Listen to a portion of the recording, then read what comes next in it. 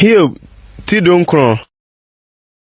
Na Hiob Jesu say, Mubeha me kra akosi daben. Na mo densam abubu me pasa. Mpre dunia masopa me. Mani ngusa mo ho me were.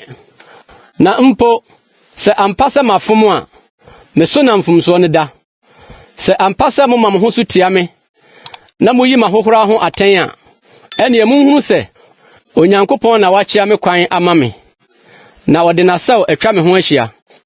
Hwe ayaya de enti metiam nso wanye me so. Mesumi frɛ oboa nso omu atema me.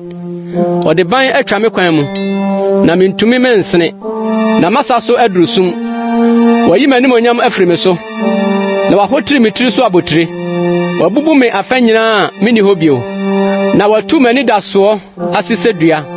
Wama na bufuo afram me so. Na obu me se na tamfo mu baako. Na safo hodo bom bai. Na wabo wona kwan wo me so. Na wɔkyere nsraban twa me ntomadan ho hyiae. Wɔyi me nuanom afiri me ho kɔ akyirikyiri. Na wɔna wonime adane me ahɔho koraa. Mabusuafo atwe wɔn ho kɔ. Na wɔna meni wɔn wura afiri me.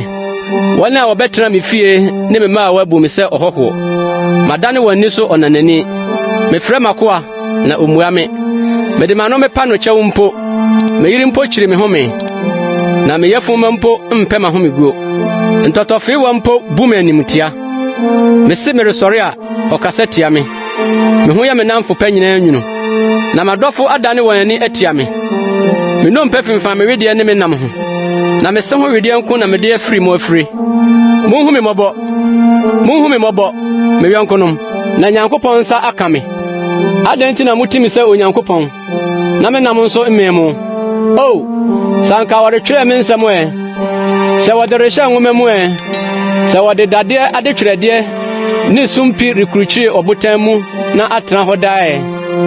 Na me deɛ minim sɛ medi mafote ase. Na awieye no obegyina asase so. Na wasɛ me widie seye akyire no na mefiri me honam mu afi ehu Onyankopɔn. Ɔno na me ara mehwɛ no mafa.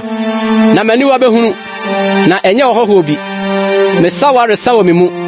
Sɛ mo se sɛ de ebesi apam no afa. Ne yehunu asɛm no ase wɔ no hɔ a munsuro afena. Efiri sɛ abufuhye de afena asotwen ba. Na mo hunu sɛ atemmuo wɔ hɔ.